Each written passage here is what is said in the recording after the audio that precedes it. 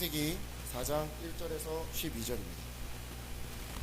창세기 4장 1절에서 12절까지입니다. 창세기 4장 1절에서 12절. 저와 여러분이 좋아요. 그런 소리 들으세요. 오후에 맨날 졸리기 때문에 그런 소리들이 들려서 이렇게 해줘야 됩니다. 네. 여러분, 이 시간 우리 잠을 쫓기 위해서라도 12절까지를 다 같이 저와 교독하지 않고 1절부터 12절까지 다 같이 한 목소리로 크게 읽도록 하겠습니다. 시작. 아담이 그의 아내 하와와 동침하매 하와가 임신하여 가인을 낳고 이르되 내가 여호와로 말미암아 득남하였다 하니라. 그가 또 가인의 아우 아벨을 낳았는데 아벨은 양치는 자였고 가인은 농사하는 자였더라.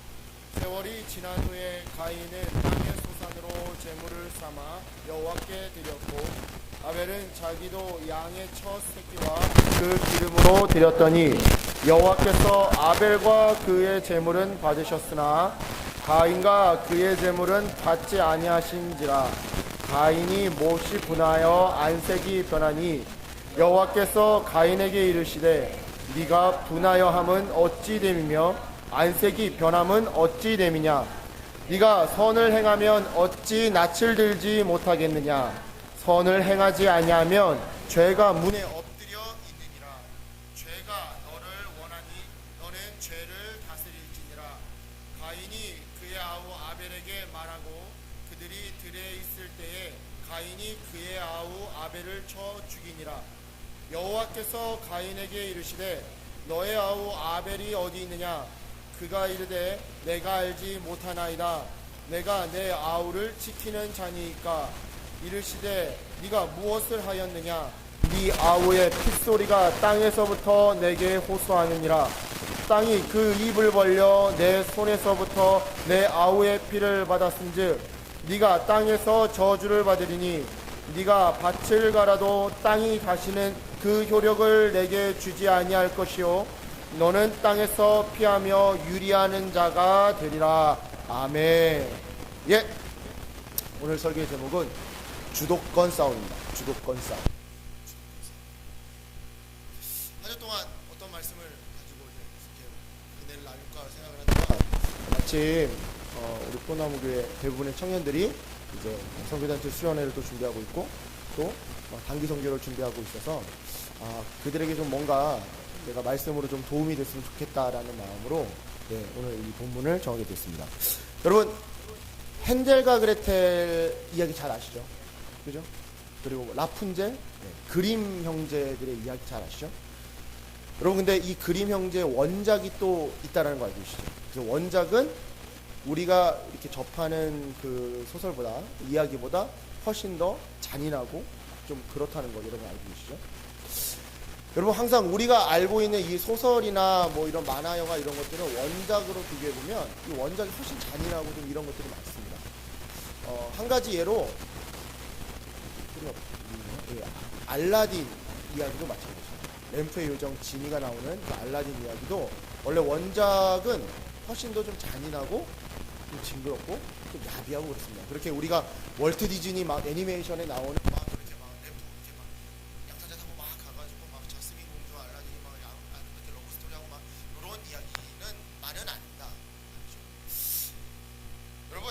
알라딘 이 이야기에도 여러 가지 버전이 있습니다.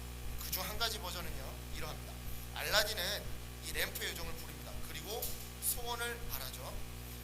램프의 요정 그 소원을 들어줍니다. 하지만 램프의 요정 이 지니는 알라딘 몰래 마음속으로 이 알라딘이 세 번째 소원까지 다 말하고 났을 때 그의 영혼을 이렇게 램프로 이렇게 같이 쥐고서는 들어갈 생각을 합니까? 소원을 들어주는 그 대가로 그의 영혼을 취하려고 하는 거죠. 사실 여러분, 이 램프의 요정 지니는 이 아랍 지역에서는 우리나라 거의 도깨비급에 해당하는 그런 정령입니다. 그래서 때로는 악하게 보이기도 하고 때로는 선하게 보이기도 하는 아주 그냥 개구장인 지멋대로인 정령이 지니죠. 그래서 실제로 이런 아라비안 나이트, 우리가 이제 접하는 이런 아라비안 나이트 이런 거 말고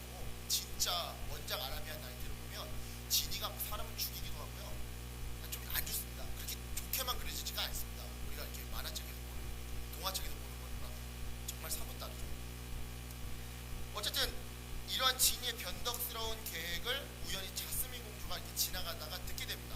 그것도 어떻게 되냐면 이 램프 속에서 말소리가 이렇게 들어가는 거를 우연히 지나가다 이렇게 듣게 된 거예요.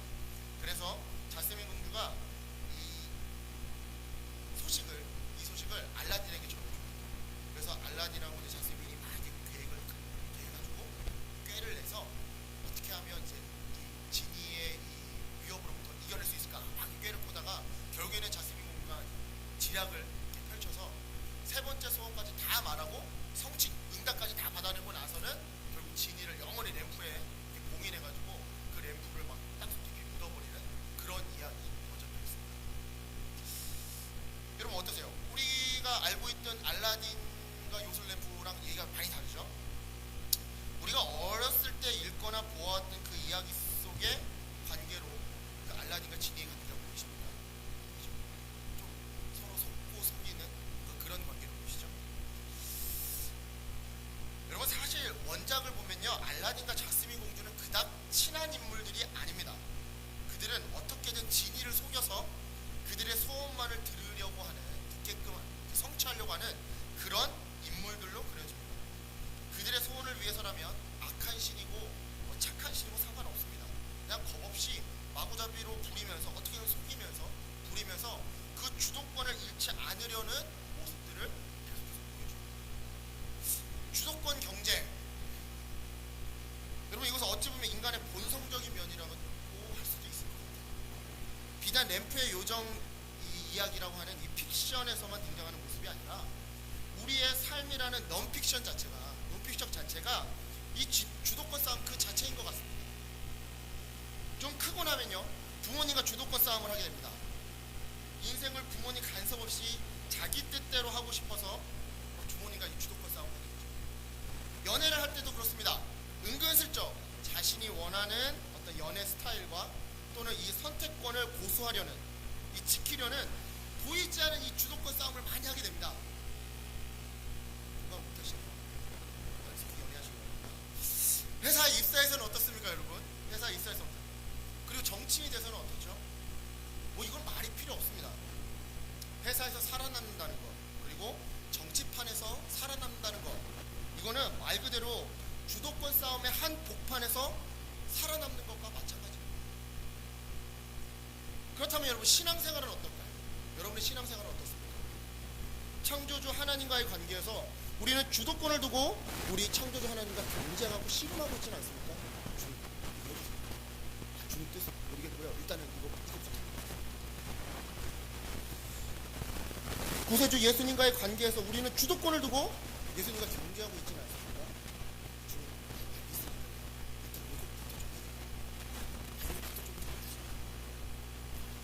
사실 인류의 역사를 보면요, 여러분 주님이 우리를 창조하신 그 이후부터 우리는 늘상 하나님과 우리의 삶의 주도권을 두고 씨름해 왔음을 우리는 이 창세기를 통해 확인하게 됩니다. 하나님 없이 우리가 우리 뜻대로 우리의 삶을 어떻게 좀 꾸려보려고, 하나님이 원하시는 거는 저만치 그냥 시쳇말로 막 짱박아두고 그냥 내가 원하는 대로, 우리가 원하는 대로 살아오려는 그 몸부림, 그 가운데 하나님과의 끊임없는 다툼, 창세기가 바로 그 역사를 기록하고 있습니다. 그리고 오늘 본문은 특별히 예배에 있어서, 은혜에 있어서 하나님과 주도권을 놓고 싸움을 벌인 한 사람이 등장하게 됩니다. 바로 누굴까요? 가인입니다. 여러분 우리 한번 이 시간 3절부터 5절까지를 다시 한번 읽어보도록 하겠습니다. 3절부터 5절입니다. 자, 다같이 시작. 세월이 지난 후에 가인은 땅의 소산으로 제물을 삼아 여호와께 드렸고, 아벨은 자기도 양의 첫 새끼와 그 기름으로 드렸더니 여호와께서 아벨과 그의 제물은 받으셨으나 가인과 그의 제물은 받지 아니하시니라. 가인이 몹시 분하여 안색이 변하니. 아멘. 지금 제가 1절, 2절은 건너뛰었습니다. 왜냐하면 이 가인과 아벨 이야기는 여러분이 너무나도 잘 아시기 때문에 굳이 배경 설명이 필요 없을 거라는 생각에 1절과 2절을 건너뛰고 바로 3절과 5절로 넘어갔습니다. 여러분 이 3절과 5절 이 부분을 접할 때 우리가 자주 하는 실수들이 있습니다. 뭐냐면 농사는 애시당초 아담이 선악과 따먹은 이후에 그 죄의 삭스로 대가로 농사를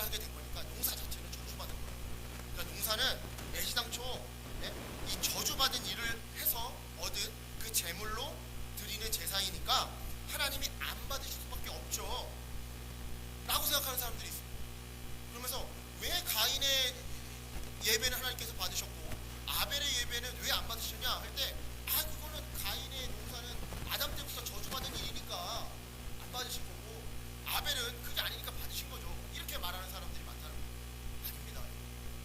틀렸습니다. 심지어 어떤 사람은 이 땅에서 하는 일은 저주받은 일이고요, 목축은요 이게 고귀한 일이어서 그래요. 도대체 성경 어디에 여러분, 성경 어디에도 농사가 저주받은 일이라고 나와 있는 부분은 없습니다. 아담이 농사를 하게 된 것도 이전에는 사실 아담이 불로소득했죠. 일할 필요가 없었습니다. 에덴 동산에 있는 거 선악과와 생명나무 빼놓고 다 따먹어냅니다. 그죠? 불로소득으로 먹을 것을 얻었다고 한다면 선악과 이후에는 땀을 흘려 수고로이 일함으로 먹을 것을 얻으라는 하나님의 뜻 때문이었지, 농사 자체가 저주받고 악한 것 이런 거 아니었습니다. 우리는 농사가 목축보다 천하고, 그러니까 양을 치는 것보다 천하다고 하나님이 싫어하시는 일이라고 하는 그런 생각들을 버려야 합니다. 그래야 이 본문을 바르게 우리가 묵상할 수 있습니다. 혹은 이렇게 설명한 사람들도 있어요.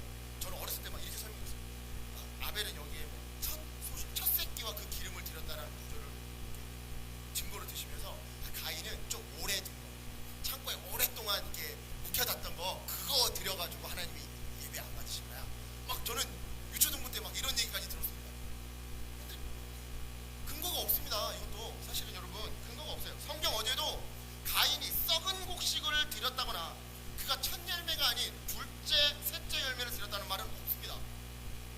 여러분, 성경에 쓰여져 있지 않은 것을 너무나도 지나친 상상력으로 이렇게 채워 넣으면, 사실 여러분 이 본문에서 주님이 왜 가인의 제사는 받지 않으시고 아벨의 제사는 받으셨는지에 대한 그 이유를 아주 명확하게 문자로 이렇게 발견하기는 쉽지 않습니다.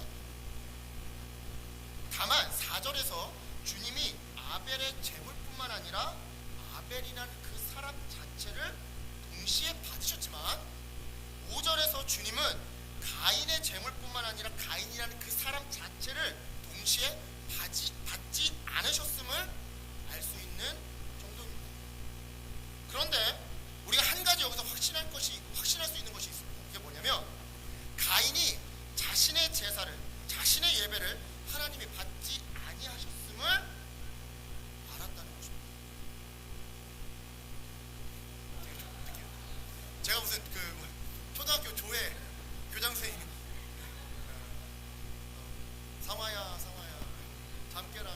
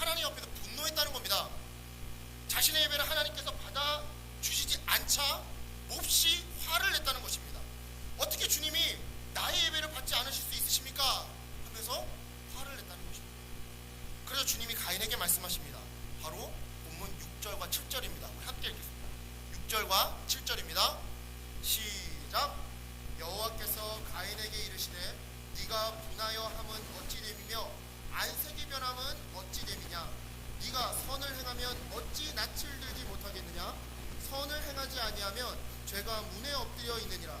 죄가 너를 원하나 너는 죄를 다스릴지니라. 아멘.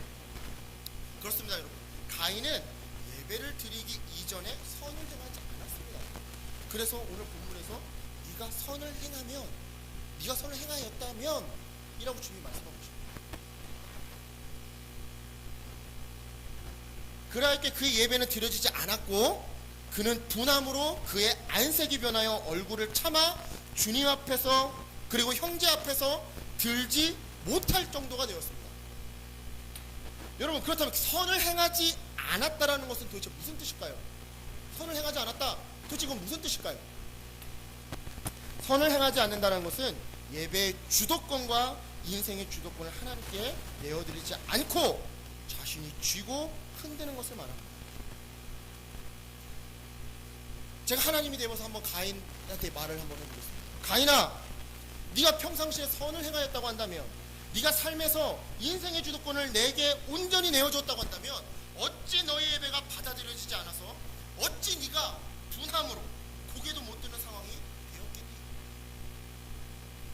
네가 인생의 주도권을 내게 온전히 내어주며 살았다고 한다면 오늘 이 예배의 주도권 역시 온전히 나에게 있을 것입니다. 아벨은 이걸 한 거란다. 그래서 나는 아벨의 죄볼뿐만 아니라 아벨이라는 그 사람까지, 그 사람의 인생까지 예배의 제물로 하는 것입니다. 하지만 너는 너의 제물뿐만 아니라 너라고 하는 너의 그 존재까지 예배의 제물로 하는 것입니다. 그리고도 주님은 계속 말씀하시는 겁니다. 가인아, 네가 계속해서 인생의 주도권과 예배의 주도권을 네가 쥐고 있으려 한다면 죄가, 질투라는 죄가, 형제를 죽이는 살인이라는 죄가 문 뒤에서 숨어서 언제나 너를 삼키고 조종할지, 그 죄가 문 뒤에 숨어서 호시탄타 너를 조종하려 들 거야. 그러니 너는 너의 죄를, 너의 삶의 주도권과 예배의 주도권을 다시. 여러분, 하지만 가인은 그렇게 하지 못했습니다. 인생의 주도권과 예배의 주도권을 온전히 주님께 내어드리지 못했습니다. 그래서 가인을 삼키고 조종하려 숨어서 그 기회만을 노리던, 호시탐탐 노리던 그 죄라고 하는 녀석에게 가인은 삼켜지고 만 것입니다. 그리고 그 죄의 노예가 되어 그 죄의 조종대로 아벨을 질투하고 아벨을 죽여버렸습니다. 그리고는 자신이 죽이지 않았다고 시치미까지 해버렸죠. 결국 그는 어디에도 정착하지 못하는 불안한 영혼이 되어서 늘 떠돌아다니는 인생이 되어버린 것 같습니다. 사랑하는 여러분, 오늘 본문 속 가인은 하나님과 그 인생의 주도권을 두고 한판 씨름을 벌였습니다. 그 과정에서 가인의 모습은 우리에게 몇 가지 영적 진리를 말해줍니다. 먼저 첫째, 예배란 하나님께 인생의 주도권을 온전히 내어드리는, 온전히 순종하는 우리의 평상시의 삶을 그 제물로 가지고 나오는 자리라는 것입니다. 여러분, 스프링 장난감 이거 아시나요? 여러분, 초등학교 때 이거 뭐죠? 이름을 뭐라고 하죠? 스프링 장난감. 예? 그냥 스프링이라고 하나요? 네. 이게 스프링 장난감 이렇게 하면 이렇게 넘어가고, 그죠? 계단에서 이렇게 하면 이렇게 넘어가는 거 있죠?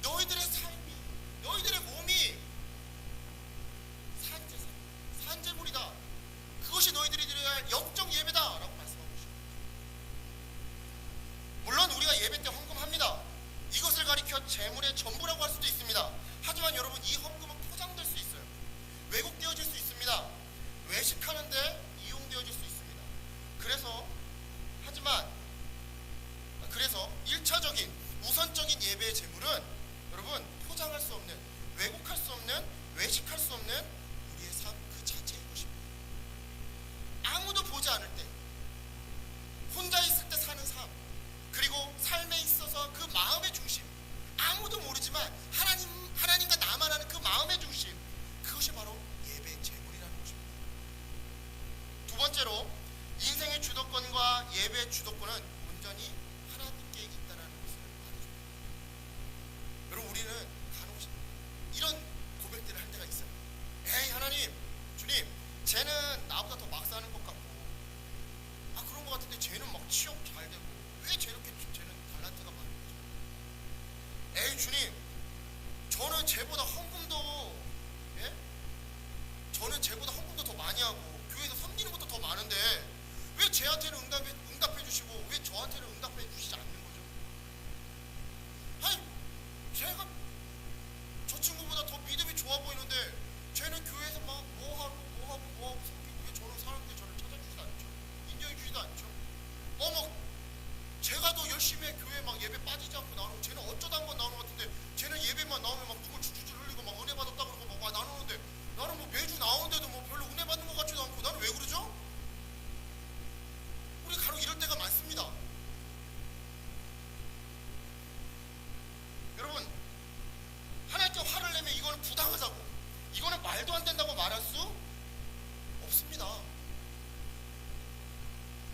물론 투정을 부릴 수는 있겠죠. 하지만 그것을 계속해서 곱씹으면서 사람들 앞에서 들킬까봐 차마 고개를 들 수 없을 정도로 얼굴에 분노를 가득해가지고는 그렇게는 다닐 수 없다는 겁니다. 혹 여러분에게 예배 주도권을 두고 이런 원망이나 투정이 있다고 한다면 여러분 빨리 이것들을 푸십시오. 그것이 정말 분노가 되기 전에 푸시길 바랍니다. 그것이 정말로 질투가 되기 전에, 질투가 되어서 정말 누구를 영적으로 말로 죽이기 전에 빨리 푸시고, 그리고 여러분 기억하시기 바랍니다. 그렇게 원망하는 분께서 그분은 못 느끼고 계실지 모르겠지만 그분은 이미 어마어마한 은혜를 누리고 축복을 받으며 살고 계시다는 사실을 깨달으시고, 다만 느끼지 못할 뿐입니다. 셋째로, 이처럼 우리는 우리의 삶과 예배의 주도권 하나님께 온전히 내어드리지 않을 때 우리는 지체를 질투하게 되고 그의 마음과 그의 영을 죽이게 되며 그것들의 시치미를 떼고 결국 이 교회, 저 교회, 이 종교, 저 종교, 이 공동체, 저 공동체 떠돌아다니는 영적 방랑자가 되고 만나는 것입니다. 어린 시절 교회에서 자주 볼 수 있는 불평 중에 하나는 이런 거였습니다. 아까 전에 말한 건 똑같아요. 아, 왜 하나님 저런 사람에게는 막 은혜를 막 벚꽃을 주시고 막 기도만 하면 막 열매가 막 맺어지고 막 응답 막 그러는데 왜 저한테는 막. 이 불평들은요, 가만 보면 근데요, 이 불평들은요 결국 누군가를 시기하고 질투해서 결국 뒤에서 이상한 소문들을 만들어내더라고요. 모르겠어요. 저는 어린 시절 때 그런 것들을 몇 차례 보고 자랐습니다. 교회에서 김권사님 막 얘기하다가 막 괜히 그 김권사님 막 질투하고 무슨 권사님 막 질투하고 막 이래가지고 뒤에서 막 말들을 만들어내가지고 막 그것 때문에 괜한 사람 막 얼굴도 못 들게 막 하고 그런 것들을 몇 번 봤어요. 여러분, 그 질투의 화살을 받아서 죄 없이 욕먹은 사람의 영혼이 어떻게 되는 줄 아십니까? 정말 참담할 정도로 비문해집니다. 정말 그의 인생에 씻을 수 없는 상처를 교회에서 받게 됩니다. 살아도 그 영과 혼은 죽은 것 같이 여러분 나자빠져가지고는 정말 회복하지 못하시는 분들 너무 많이 봤습니다. 그런데 그렇게 질투하며 뒤에서 말을 만들어내시는 분들은 너무나도 뻔뻔하게 자기가 무슨 잘못을 했냐고, 내가 뭐 틀린 말 했냐고 막 그러시더라고요. 화가 나죠. 그런 분들 보면 화가 납니다. 그렇지만 화내거나 미워할 필요가 없는 것 같습니다. 왜냐하면 인생의 주도권도 예배의 주도권도 그리고 은혜의 주도권도 심판의 주도권도 다 하나님께, 결국 그렇게 삶과 예배의 주도권을 자신에게 주시면서 그렇게 문제를 일으키시는 분들은 결국 한 교회에 오랫동안 정착하지 못하시더라고요. 결국 영적 유람민이 되어서 이 교회 저 교회 떠돌아다니시더라고요. 사랑하는 포도나무 교회 형제 자매님, 하나님은 램프의 요정이 아닙니다. 하나님께 그 주도권을 내어드리지 않고서 정한 시간에 예배만 드린다고, 정한 시간에 램프만 그냥 비벼댄다고 주님이 그 예배를 받으시고 축복을 주시는 것이 아닙니다. 우리의 삶을 온전히 하나님께 그 주도권을 내어드리는 자세와 모습으로 살아갈 때 주님이 그 예배를 받아주시는 겁니다. 여러분 오해하지 마십시오. 행위구원은 아닙니다. 꼭 완벽하게 주도권을 내려놓고 그렇게 완벽하게 살아갈 때만, 율법적으로 완벽하게 살아갈 때만 주님이 예배를 받아주시는 것은 아닙니다. 죄악 가운데 넘어졌어도 그 사람이 진정 통회하고 자복하는 마음으로 예수 그리스도를 온전히 붙들고 나오면 주님은 그 사람의 예배를 받으시고 은혜를 허락하십니다. 우리의 죄를 덮고도 남으시는 하나님의 사랑, 우리의 죄를 덮고도 남으시는 하나님의 은혜, 우리의 죄를 덮고도 남으시는 예수 그리스도, 그 예수 그리스도를 온전히 붙들고 나오면 주님은 그 사람의 예배를 받으시고 은혜를 허락하십니다. 때문에 우리는 우리의 인생이든 우리의 예배이든 우리는 우리의 주도권을 주장할 수 없는 것입니다. 우리 삶의 주도권을 주장할 수 없는 것입니다. 특별히 수련회와 단기 선교를 준비하는 청년들에게 부탁합니다. 예배의 주도권과 은혜의 주도권은 주님에게 있습니다. 다른 사람이 받은 은혜를 보면서 은혜의 주도권이 자기에 있다느냐 하나님께 따지지 마시기 바랍니다. 원망하지 마시기 바랍니다. 질투하지 마십시오. 하나님 왜 쟤한테는 막 은혜 시간마다 막 눈물 폭포서 막 단기 선교 가는데 아침마다 막 말씀이 막 묵상된다고 그러고 나는 왜 아침마다 말씀이 묵상되는데 막 졸리기만 하고 주님 왜 나한테는 따지지 마시기 바랍니다. 예배의 주도권은 주님에게 있습니다. 여러분 질투하지도 마세요. 괜히 질투했다가 괜히 음해하는 거예요. 여러분 결국 그리고 그 음해하는 말은 결국 그 사람 상대방의 마음을 죽이게 됩니다. 그리고 본인은 정말 영적으로 저기도 풀이 되는 죠. 그렇게 방황하는 자가 되죠. 자신도 모르는 사이에 가인이 될 수 있습니다. 사랑하는 포도나무 아벨이 되시길 주님을 축원합니다. 한 주 동안 철저히 그 삶의 주도권을, 그 축복과 인도하심의 주도권을 하나님께 내어드리는 그런 사람이 되시길 주님을 축원합니다. 그래서 그 삶을 거룩한 산재물로 바치는 예배를 드리는 자, 참된 예배를 드리는 자가 되시길 주님의 이름으로 축원합니다. 그래서 정말 주님이 기뻐 받으시는 그 믿음의 예배. 자, 히브리서 11장 믿음장에 아벨의 이름이 가장 먼저 기록되어 있어요.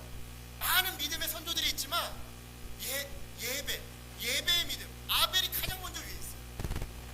여러분 아벨이 되셔서 정말 한 주 동안 그렇게 주님께 인생의 주도권을 내어드림으로 정말 예배의 믿음에, 정말 그 예배 믿음에 조상이 되길 소망합니다. 그런 선배가 되길 소망합니다. 그리고 그 예배의 주도권과 은혜의 주도권을 내어드림으로 받은 그 은혜로, 예배 때 받은 그 은혜로 또 한 주간을 살아가시는 여러분이 되시기 주님의 이름으로 축원합니다. 네, 이 시간 한번 주님 마음 내기서 한번 찬양하고 함께 기도 주시고, 네, 주님 마음 내기 주셔서 찬양할 때 아까 전에 이제 우리 정나타 형제가 찬양 인도하면서 주님 마음 내기 주셔서 찬양을 듣는데 그런 생각들이 들었습니다. 오늘 말씀과 함께 주님 우리에게 좀 앉아주시고 주님 마음 좀 주시옵소서. 참 우리가 살다 보면 자꾸 주도권을 놓고 하나님과 싸우는 것 같습니다. 주님 내가 이만큼 할 만큼 했는데 왜 나에게 은혜를 주시지 않나요? 주님 나는 한다고 했는데 왜 내 환경은 맨날 이렇게 힘들기만 한가요? 아니 내가 이게 먼 길 달려서 이렇게 예배 왔는데 왜 나에게 도무지 예배 은혜가 없죠? 예배 감동이 없죠? 아니 내가 그렇게 비싼 돈 들여가지고 수련회 왔는데 아니 왜 저희 걔네들은 막 만나주시고 막 나타나주시고 그러는데 왜 나에게는 믿음이 생기지 않죠? 우리 참 살면서 그 주도권을 놓고 하나님께 원망하고 불평할 때가 많은 것 같습니다. 정말 우리에게 필요한 거는 주님 마음이 아닌가 싶습니다. 주님 마음 내게 주시옵소서. 내게 좀 사랑을 가르쳐 주시옵시고 비단 예배 때 나와서 드려지는 이 모습뿐만 아니라 내 한 주간의 삶이 정말 내 삶 속에서 하나님께 주도권을 내어드려서 정말 이렇게 예배 자리에 나왔을 때 그 온전히 주도권을 내어드리는 그 삶으로 하나님께 제물 드리고 그 하나님 기뻐 받으시고 그때 주신 은혜로 또 한 주간을 살아가는 그런 내가 되게 도와주시옵소서. 특별히 수련회를 준비합니다. 수련회 때 받은 은혜 가지고 또 우리가 6개월을 살아갈 수 있도록 도와주시옵소서.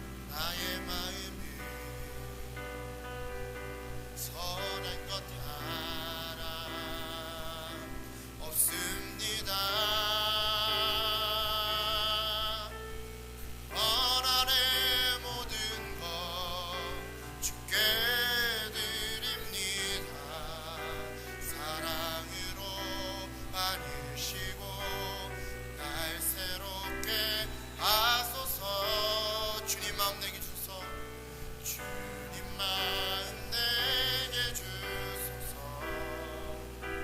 내 아버지 주님 마음 내게 주소서. 나를 향하신 주님의 뜻이 이루어지도록 주님 마음 내게 주소서. 주님 마음 내게 주소서. 주님 마음 내게 주소서. 내 아버지 주님 마음 내게 주소서. 나를 향하신 주님의 뜻이 이루어지도록 주님 마음 내게 주소서. 계속 반주 주시면서 우리 이 시간 함께 통성으로 기도했으면 좋겠습니다. 우리 시간 기도할 때 주님, 적어도 가인은 자신의 예배를 하나님께서 기뻐 받으시는지 안 받으시는지 알 수 있었습니다. 주님, 저기도 그런 영적 민감함을 주시고 하나님과의 친밀함을 허락하여 주셨면서, 그래서 주님, 정말로 내가 예배 자리에 섰을 때, 수련의 자리에 섰을 때, 정말로 내가 단기 선교의 그 자리에 섰을 때 어떤 자리에 있던 예배자로 서 있을 수 있도록 주님 도와주시옵소서. 특별히 주님 마음 부어주셔서 그 자리를 준비함에 있어서 내 삶의 주도권을 주님께 내어드릴 수 있도록 도와주시옵소서. 그리고 예배의 주도권이 온전히 주님께 있기에 주님께서 그 예배를 붙들어 주시고 그 예배 가운데 전적으로 용서하여 주시옵시고 임하여 주시옵시고 우리에게 은혜를 허락하여 달라고 그렇게 간절히 구할 수 있도록 도와주시옵소서. 그리하여서 그때에 받은 은혜를 가지고 우리가 또 살아갈 수 있는